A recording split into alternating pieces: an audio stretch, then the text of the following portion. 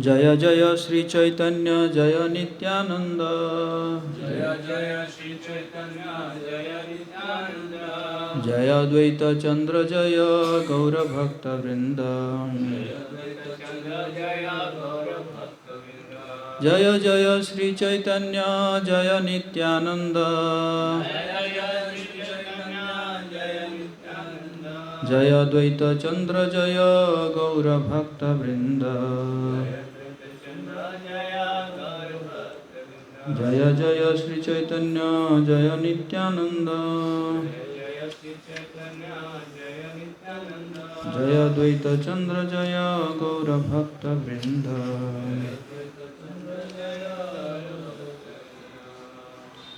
तो चैतन्य मंगल का ये मध्य खंड है।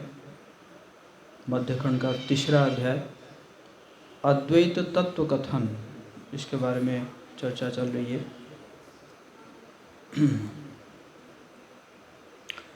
এই বলো শুনিয়া তুষ্ট হইলা আচার্য, অন্তরে জানিল মোর সিদ্ধ হইল কার্য। আচার্য কহে প্রভু শুনহ বচন, এই সব জন তোর পদ পরায়ণ।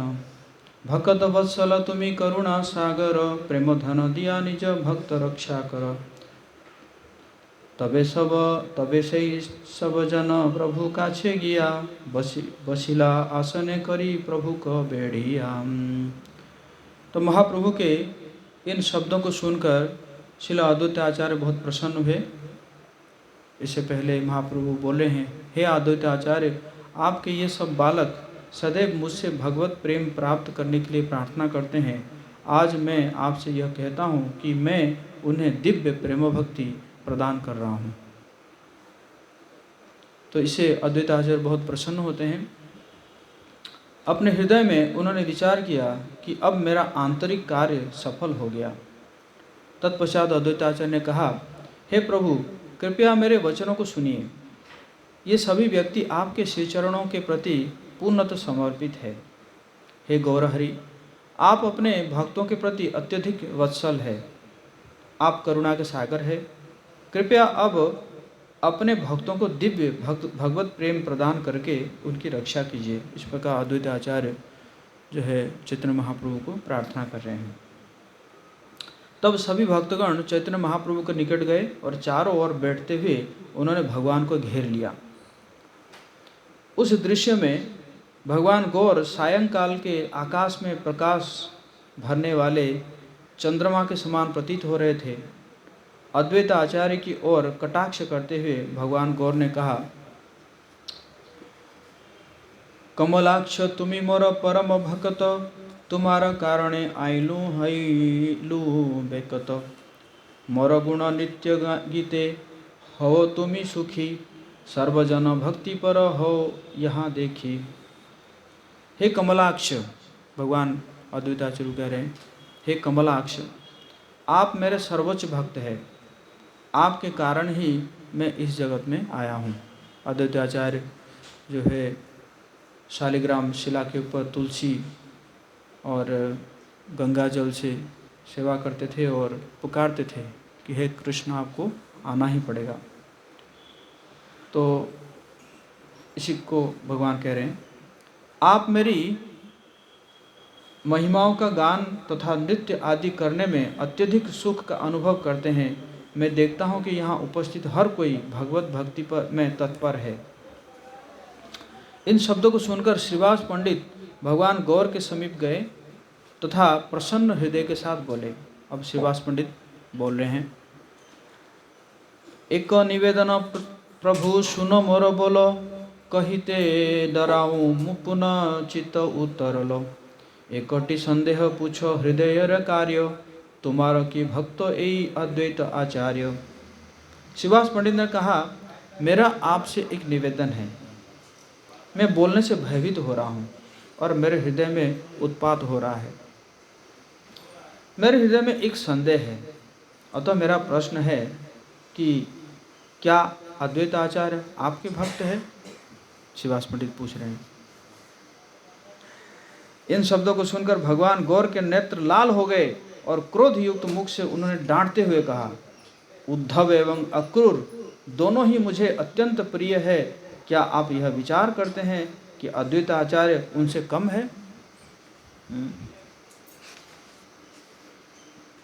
भारतवर्ष में मेरे भक्तों में अद्वैत आचार्य के समान कौन है? हे श्रीवास पंडित, तुम एक अज्ञानी ब्राह्मण के समान बोल रहे हो। यह जानो कि अद्वैत आचार्य के समान कोई अन्य नहीं है। हे अद्वैत वैष्णवों के आचार्य है, ये मेरी आत्मा है। वे जगत के सृष्टिकर्ता है और वे यहाँ कलयुग के व्यक्तियों का उद्धार करने के लिए आए हैं। अद्वैत आचार्य जो कि महाविष्णु और सदाशिव के मिक्स्ड इनकार्नेशन है। तो भगवान कह रहे हैं कि कलयुग के व्यक्तियों को उद्धार करने के लिए अद्वैत आचार्य आए हैं।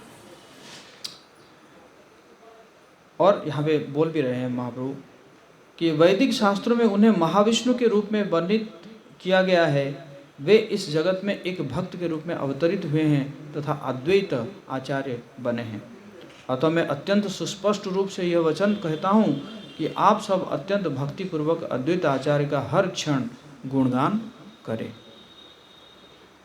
महाप्रभु के इन शब्दों को सुनकर श्रीवास पंडित ने अपने हृदय में भय का अनुभव किया। वे शांत रहे, उनके मुख से कोई शब्द नहीं आया। तत्पश्चात भगवान गौरहर ने पुनः कहा कि अब आप फिर से निर्विशेषवादी का चर्चा ना करें। यदि आप पुनः निर्विशेषवाद के विचारों का श्रवण तथा उन पर अवलोकन करेंगे तो मैं आप सभी को भगवत प्रेम प्रदान नहीं करूँगा। तो अद्वैत आचार्य एक बार, क्योंकि महाप्रभु बहुत रिस्पेक्ट देते थे अद्वैत आचार्य को, और अद्वैत आचार्य ने सोचा कि ये तो मैं तो सर्वेंट हूँ महाप्रभु का, लेकिन महाप्रभु जो है हमेशा मुझे एज ए मास्टर ट्रीट कर रहे हैं, रिस्पेक्ट दे रहे हैं। तो इसी कारण महाप्रभु अद्वैत आचार्य एक बार क्या किए थे कि मायावादी का चर्चा कर रहे थे, मायावादी निर्विशेषवाद का चर्चा कर रहे थे। तो जब महाप्रभु को पता चला तो महाप्रभु वहाँ पे पहुँचे और पहुँच के उनको डांटने लगे और पिटाई भी कर दिए।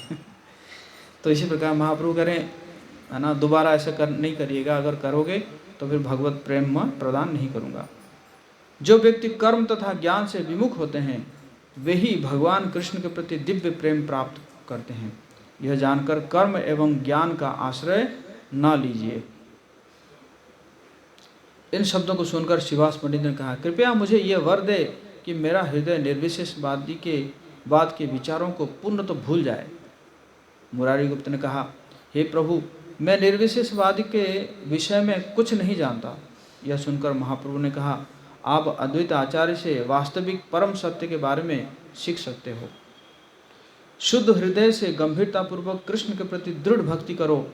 स्वयं मुक्ति भगवत भक्ति की दासी के रूप में सेवा करती है। स्वयं मुक्ति जो है क्या करती है? भक्ति की दासी के रूप में सेवा करती है। इन शब्दों को सुनकर हर कोई हृदय में हर्षित हो गया और अपने अपने हृदय में भक्तों ने यह विचार किया कि मैं इसका पालन करूँगा। हरि हरि पादाम्बुज मधुमत्त तारा आनंदे नाचये सबे देवतार पारा। भगवान कृष्ण के श्री चरण कमलों से निर्झरित मधु का आस्वादन करके उन्मत्त होकर देवताओं के समूह के समान भक्तों ने हर्षपूर्वक नृत्य किया। नवद्वीप में भगवान गौर की विहार की लीलाएं अपरूप है। इस प्रकार श्री लोचन दास ठाकुर भगवान गौर की प्रेम प्रचार की लीलाओं का वर्णन करते हैं। कैसे वर्णन करते हैं लोचन दास ठाकुर? कहते हैं कि महाप्रभु के नेत्र लाल कमल पुष्प के समान है। उनका हृदय स्पर्शी दृष्टिपात, थोड़ा इको कम कर देंगे क्या? हृदय स्पर्शी दृष्टिपात चंचल पक्षियों के समान है। वे अन्यों के लिए करुणा के अमृत में डूबे रहते हैं। उनका मुख पूर्ण चंद्र के समान है, जिसकी शीतल किरणें प्रत्येक के हृदय को हर्ष से भाव विभोर कर देती है। दिव्य आध्यात्मिक प्रेम में कांपते हुए वह चंद्र जो शची के पुत्र है, आनंद पूर्वक नदिया के गाँवों में नृत्य करते हैं। सभी जय जय के मंगलकारी गीत का गान करते हैं, उनको निहारते हुए समस्त जन विस्मय से पूरित हो जाते हैं। वो कामदेव के समान रूपवान है और नृतकों की शिरोमणि है।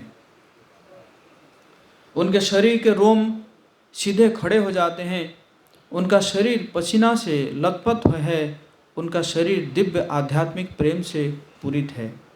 वे नूतन उदित हुए सूर्य के समान तेजस्वी है। शंख जैसा उनका कंठ और भावों से रुंध गया है, जिसमें आधे अधूरे शब्दों का वास है। महाप्रभु कई बार बोलते बोलते उनका कंठ जो है अवरुद्ध हो जाता है। जैसे रेमुणा में जब महाप्रभु जो है श्रीपाद माधवेंद्रपुरी के बारे में चर्चा करते हैं, माधवेंद्रपुरी के लीलाओं के बारे में। और माधवेंद्रपुरी जो है एक श्लोक को बार बार उच्चारण करते थे अपने अंतिम समय में। अयि दीन दयार्द्रनाथ है मथुरानाथ कदावलोक्ष्यसे हृदयम त्वदालोककातरम दयित भ्राम्यति किम करोम्यहम। तो इसको महाप्रभु जो है पूरा उच्चारण नहीं कर पाते थे। कभी आई कहते हुए मूर्छित हो गए, या कभी दीन दयार्द कहते हुए मूर्छित हो गए। तो इसी प्रकार यहाँ पे श्री लोचनदास ठाकुर कह रहे हैं कि उनका कंठ भावों से रुंध गया है और जिसमें आधे अधूरे शब्दों का वास है। उनके सुगंधित चरण कमलों में 10 चंद्र सदृश नाखून और स्वर्णिम पायल का जोड़ा सुशोभित है, जो गतिमान बिजली की चमक के समान जगमगाकर देवताओं को आचंबित कर देते हैं। तो उनके चरण कमल यहाँ रखा हुआ है, महाप्रभु का चरण कमल रखा हुआ है पास में। पृथ्वी के 7 महाद्वीपों के केंद्र में नवद्वीप के 9 द्वीप स्थित है। नवद्वीप में भगवान गौर हरि दिव्य आध्यात्मिक प्रेम प्रकट करते हैं। भगवान हरि के पवित्र नामों का उच्चारण करते हुए भगवान गौर हरि पृथ्वी तथा आकाश को आनंद से आप्लावित कर देते हैं। वे सिंह के बच्चे के समान सुंदर है। उनकी गंभीर वाणी वर्षा के गरजते मेघों के समान है। वे आध्यात्मिक प्रेम के सागर में लहरों द्वारा पटक दिए गए हैं। जब वे उच्चारण करते हैं हरि हरि बोल, वे संपूर्ण जगत को आनंद से अभिभूत कर देते हैं। दोनों ओर से पवित्र किशोरियाँ उनके दर्शनों का आनंद पान करती रहती है।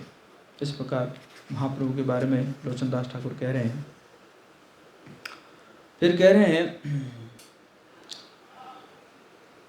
अंगेर छटायन दिनकर प्रदीप है न, ताहे लीला रसेर विलास, कोटि कुसुम धनु जिनिया विनोद तनु, ताहे करे प्रेमार प्रकाश। उनके अंग चमकते हुए दीपक के समान या चमकते सूर्य के समान दीप्तिमान है। उनकी लीलाएं आनंदमय है। उनका रमणीय रूप धनुष और बाण पकड़े करोड़ों कामदेव को मात करता है। वे इस जगत में दिव्य आध्यात्मिक प्रेम लेकर प्रकट हुए हैं। उनके मुख चंद पर सुंदर चंदन का लेप आकाश में करोड़ों पूर्ण चंद्रों को मात देता है। उनके नेत्रों के कानों से निरंतर बहते अश्रु, नेत्रों के कोनों से निरंतर बहते हुए अश्रु संसार में जन्मे लोगों को दिव्य आध्यात्मिक प्रेम का उपहार प्रदान करते हैं। वैसे देखा जाए महाप्रभु का अगर नेत्रों से अश्रु गिरा था तो ये पहली बार गया में गिरा था।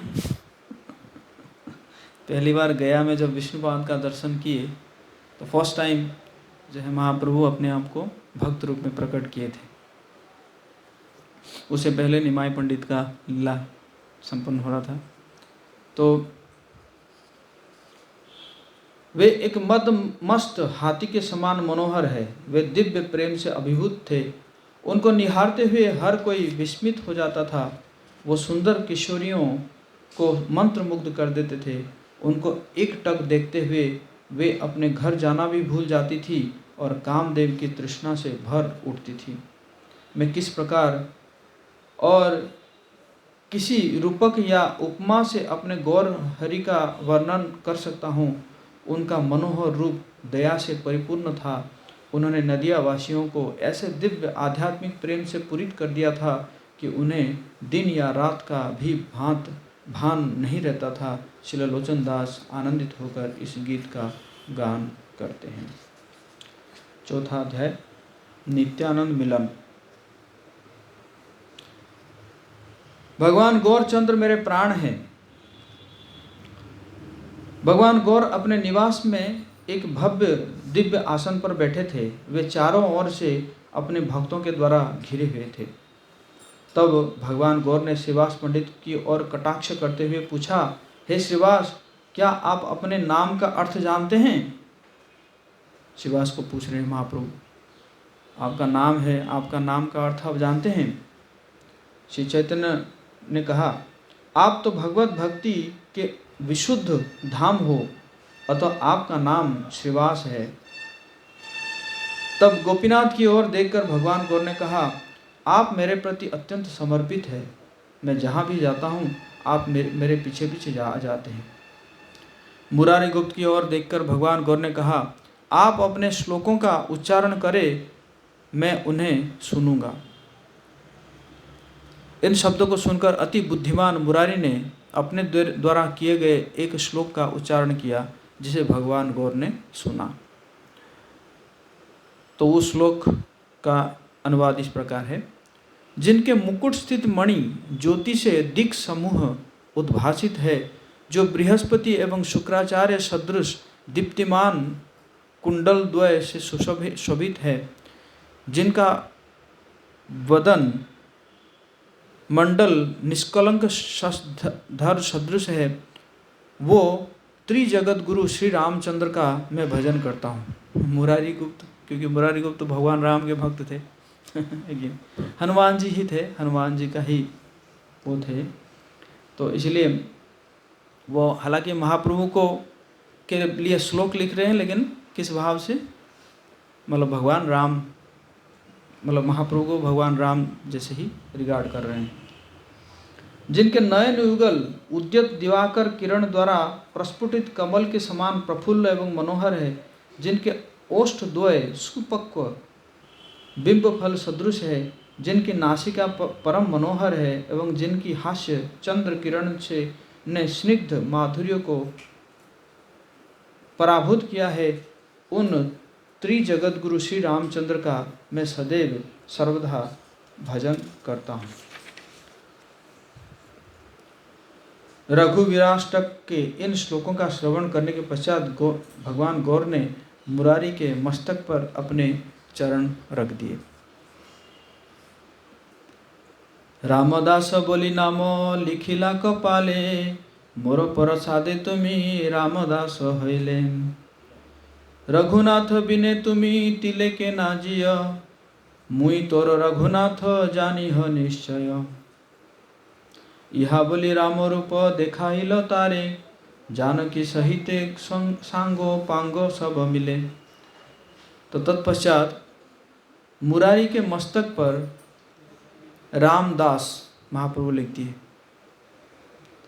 कहा मेरी कृपा से तुम रामदास ही रहो। भगवान राम के बिना तुम एक क्षण के लिए भी जीवित नहीं रह सकते, अतः मैं तुम्हारा भगवान राम हूँ, कृपया यह तुम निश्चित रूप से जान लो। यह कहकर भगवान गौर ने प्रभु रामचंद्र का अपना रूप प्रकट किया मुरारी गुप्त के सामने। उनके साथ सीता देवी और अन्य साथी एवं पार्षद भी उपस्थित थे। राम दरबार प्रकट हो गया। मुरारी ने भगवान के श्री चरण में गिरकर उनको प्रार्थनाएं अर्पित की। उन्होंने कहा, जय हो भगवान रामचंद्र की जय हो, जो अब सची के पुत्र बने हैं। भूमि पर बारंबार लोटपोट होते हुए मुरारी ने अत्यंत विनम्रता पूर्वक भगवान गौर से प्रार्थना किया। तत्पश्चात भगवान गौर ने कृपापूर्वक मुरारी से कहा, कृपया मेरी भक्ति के अतिरिक्त अन्य कुछ न जाने। यदि मैं आपका इष्ट श्री राम ही हूँ, तब आप भगवान कृष्ण के भक्ति रस का भी आस्वादन करो। आप इस संकीर्तन आंदोलन में श्री राधा कृष्ण की महिमाओं का गान करो और मेरे प्रति भक्ति भावना स्थापित करो। कृपया यह आप मन लगाकर सुनो। यह कहने के पश्चात भगवान गौर ने एक श्लोक का उच्चारण किया और श्रीवास पंडित से उसे श्रवण करने के लिए कहा। श्री कृष्ण ने उद्धव को कहा, हे उद्धव, भक्तों द्वारा की जाने वाली मेरी शुद्ध भक्ति मुझे उनके वश में करने वाली है। अतएव योग, सांख्य दर्शन, शुद्ध कार्य, वैदिक अध्ययन, तप अथवा वैराग्य में लगे व्यक्तियों के द्वारा मैं भी वशीभूत नहीं होता। इस श्लोक का उच्चारण करने के पश्चात भगवान गौर ने कहा, आप सभी कृपया श्रवण करें और इस श्लोक का जीवन में आचरण करें। श्रीवास पंडित श्लोक इसका निर्देश पालन करते हुए मेरी भक्तिपूर्वक सेवा करो, जिससे आप अत्यंत प्रसन्न रहोगे। हे श्री राम पंडित, आप मेरे शब्दों को सुनो। कृपया अपने अग्रज की सेवा करो जो मेरी सेवा में से अभिन्न है। श्री राम पंडित जो है श्रीवास पंडित के छोटे भाई हैं। अतः ये सब जानकर आप सभी कृपया श्रीवास पंडित की सेवा करो, जिससे सभी मेरे चरणों की दीप्ति प्राप्त करेंगे। अपने भक्तों से सदैव प्रेम करने वाले भगवान श्री गौर ने यह शब्द कहे और उनके कृपापूर्ण रक्तिम नेत्रों से अश्रुओं की धारा बहने लगी। तत्पश्चात बुद्धिमान श्रीवास पंडित ने भगवान गौर को कुछ दुग्ध अर्पित किया, जिसका भगवान ने प्रसन्नतापूर्वक पान किया। तदुपरांत श्रीवास ने भगवान को गंध, चंदन, मालाएं, धूप एवं एक दीप अर्पित किया। भगवान गौर ने अति आनंदित होकर स्वीकार किया और अपने उच्छिष्ट आदि अवशेष को निज भक्तों में बांट दिया। এই মত কৌতুকে সকল নিশা গেল, প্রভাতে উঠিয়া প্রভু ঘরের চলিল। স্নান দেবার্চন সবে কইল নিজ ঘরে, পুনরপি গেলা পাদাম্বুজ দেখিবারে। হাসিয়া কহিলা প্রভু শুনে অদ্ভুত, আইলা শ্রীপাদ নিত্যানন্দ অবধূত। তাহার মহিমা তত্ত্ব কে কহিতে জানে, বড় পুণ্য ভাগে আজি দেখিব নয়নে। हरे राम नारायण मुरारी मुकुंद, सत्वेर जानह कोथा आछे नित्यानंद। तो इस प्रकार रात्रि प्रसन्नता पूर्वक व्यतीत हुई। सूर्योदय होने पर भगवान गौर अपने घर लौट गए। भक्तों ने अपने अपने घर लौटकर स्नानादि कृत्य, घर के से विग्रहों की पूजा आदि समाप्त किया और फिर सभी पुनः श्री चैतन्य महाप्रभु के चरणों का दर्शन करने के लिए उनके घर गए। श्री चैतन्य महाप्रभु ने मुस्कुराते हुए कहा, आप सब एक अद्भुत समाचार सुनो। श्रीमान नित्यानंद प्रभु का आगमन यहाँ हुआ है। जय श्रीमान नित्यानंद प्रभु की जय। उनकी महिमाओं का वर्णन करने की शक्ति किसमें है? हम अत्यंत भाग्यशाली है कि हमारे महत् पुण्य कर्म के कारण उनका दर्शन प्राप्त होगा। हे राम नारायण मुरारी मुकुंद, आप शीघ्रता से पता करो कि श्री नित्यानंद प्रभु कहाँ है। जब भगवान गौर से यह आज्ञा प्राप्त हुई, तब वे तुरंत ही नगर के दक्षिण भाग की ओर ढूंढने गए। उन सब ने कई जगहों पर नित्यानंद प्रभु का ढूंढा, परंतु वे नहीं मिले। अंततः वे सभी पुनः भगवान गौर के चरण कमलों पर लौट आए। उन सभी ने अपने हाथों को जोड़ते हुए भगवान गौर से कहा, हे प्रभु, हमने उन्हें ढूंढा, परंतु वो उनका पता नहीं लग पाया। श्री चैतन्य महाप्रभु ने पुनः अपने भक्तों का आदेश देते हुए कहा, आप सभी ध्यान से सुने। हर किसी को नित्यानंद प्रभु को अपने निवास में ढूंढना चाहिए। भगवान गौर के आदेशानुसार वे शीघ्रतापूर्वक अपने अपने घर गए। सूर्यास्त के समय पुनः संध्यादि कृत्य करके वे सभी भगवान गौर से मिलने के लिए आ गए। श्री चैतन्य महाप्रभु ने मुरारी को पथ पर चलते देखा और पुकारा, हे मुरारी। मुरारी ने तुरंत उत्तर दिया, हे प्रभु, अवधूत नित्यानंद हमें नहीं मिले। यह सुनकर महाप्रभु हंस पड़े। तत्पश्चात भगवान श्री गौर ने विश्वस्त रूप से कहा कि श्री नित्यानंद महाशय इस समय नंदन आचार्य के घर में है, हम सब वहाँ चलते हैं।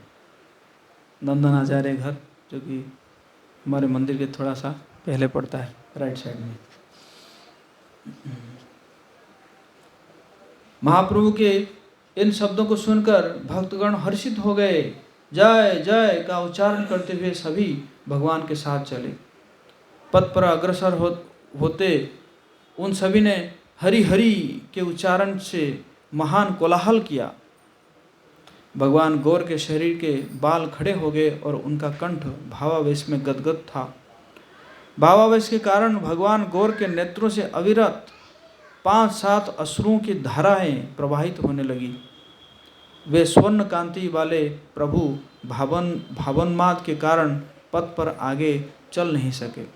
एक क्षण वे शक्तिशाली सिंह के समान 4 कदम आगे जाते, अगले क्षण में दिव्य भावन्माद के कारण निरंकुश की तरह लुढ़कर अथवा स्तब्ध होकर भूमि पर गिर पड़ते। उनका गंभीर स्वर एवं वर्षा के गरजते हुए मेघों के समान था और वे आनंदित होकर जोर जोर से गर्जन करने लगे। आनंद से विह्वल होकर भगवान गौर ने इस प्रकार चले। तत्पश्चात उन्होंने अवधूत नित्यानंद राय को देखा। भगवान नित्यानंद प्रभु का गौर वर्ण था। वे अत्यंत रूपवान थे और उनका मनोहर शरीर पर आभूषण चमक रहे थे।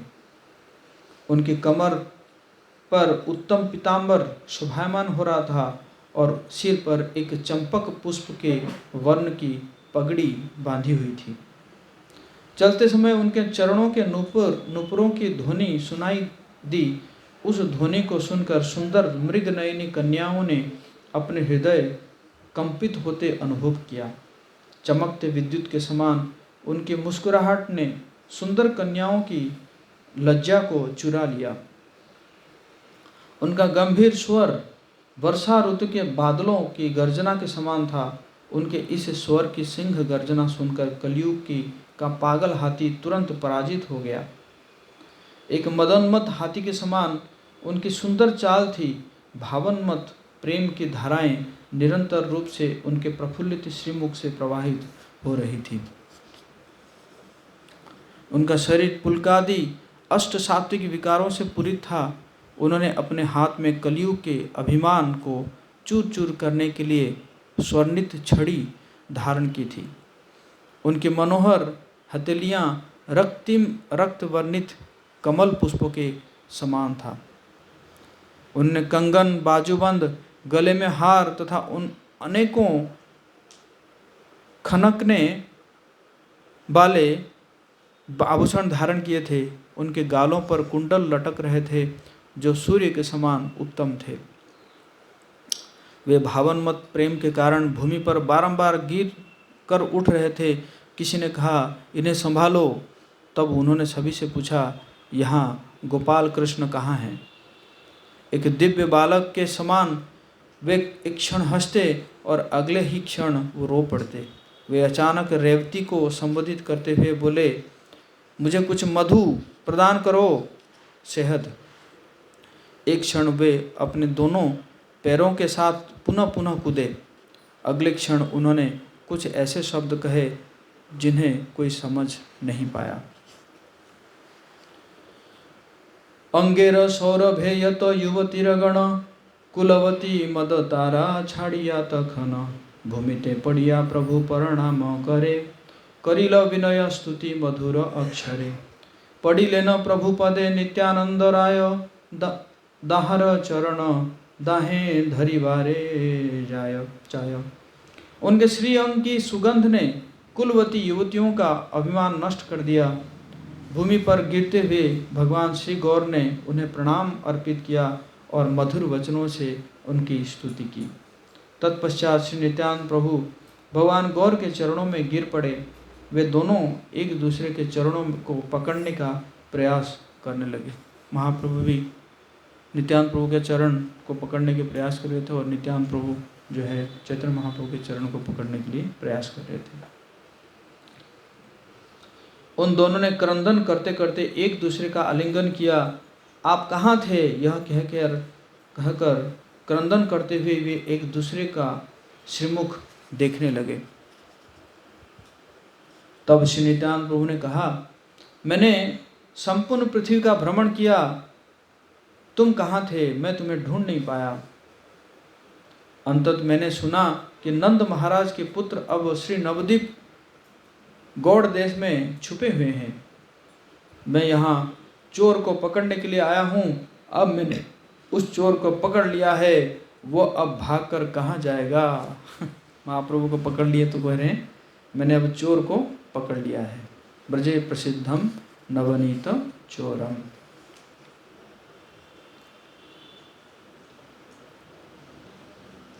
यहा बोली नित्यानंद हासी कांदे नाचे, गौरांग आनंदे कांदे नित्यानंद काछे। कलिदर्प दमन पाइलु नित्यानंद, तारिमो पतित पंगु जड़ आदि अंध। यह बोलकर श्री नित्यानंद प्रभु हंसने, रोने तथा नृत्य करने लगे। भगवान गौर ने भी श्री नित्यानंद प्रभु के सन्निकट आनंद से क्रंदन किया। श्री नित्यानंद प्रभु कलियुग के अभिमान को चूर चूर कर देंगे। वे पतितों, पंगु, अंधों, मूर्खों तथा अन्य सभी का उद्धार करेंगे। श्री नित्यानंद प्रभु के दिव्य कार्यकलाप तीनों लोगों को पवित्र करेंगे, जिन्हें मूर्ख, पापी और अपराधी नहीं जानते। भगवान गौरचंद्र ने कहा, हर कोई श्री नित्यानंद प्रभु के दिव्य जाल में फंस जाएगा। तत्पश्चात भगवान गौर ने प्रसन्नतापूर्वक हरिनाम संकीर्तन किया और अपने साथ नित्यानंद को भी नचाया।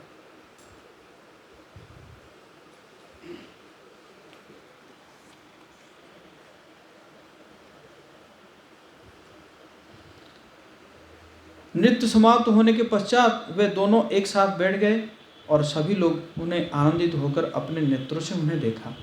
तत्पश्चात भगवान गौर ने श्री नित्यानंद के चरणों की धूलि लेकर उपस्थित भक्तों के सिरों पर रखी। श्री नित्यानंद प्रभु के चरण धूलि प्राप्त करने के उपरांत भक्तों के हृदय दिव्य भगवत प्रेम से भर गए और उनके नेत्रों से अश्रुओं की धारा बहने लगी। इस प्रकार भगवान ने प्रतिक्षण लीलाओं का आस्वादन करते हुए कुछ समय बिताया। अंततः सची के पुत्र भगवान गौर हरि ने अपने निवास पर लौटे। भगवान गौर ने घर लौटते हुए श्री नित्यानंद के महिमाओं का वर्णन किया। उन्होंने कहा, तीनों लोकों में भगवान नित्यानंद की तुलना कोई नहीं कर सकता। सुन सुन सर्वजन अमर वचन, कृष्ण प्रेम भक्ति एई नहे साधारण। आगे ज्ञान है तबे उपजे भक्ति, तबे से जन्मे सर्व भोगे बिरकति। एई मने दिने दिने बाढ़े अनुदिन, कृष्ण अनुराग बाढ़े है पर बिना। तो महाप्रभु कहने लगे, आप सभी मेरे शब्दों को सुनिए। भगवान श्री कृष्ण के प्रति दिव्य प्रेमा भक्ति असाधारण नहीं है। सर्वप्रथम ज्ञान का जन्म होता है, तत्पश्चात व्यक्ति के भीतर भक्ति जन्म लेती है। तब व्यक्ति को इंद्रिय भोगों से विरक्ति होती है। इस प्रकार दिन प्रतिदिन शनै शनै व्यक्ति भगवान श्री कृष्ण से प्रेम करना प्रारंभ करता है।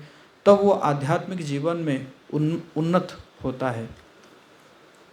एक दिन श्री चैतन्य महाप्रभु ने सन्यासियों के शिरोमणि श्री नित्यानंद प्रभु को अपने घर पर आमंत्रित किया। श्री नित्यानंद प्रभु को घर में भगवान गौर ने भिक्षा प्रदान की।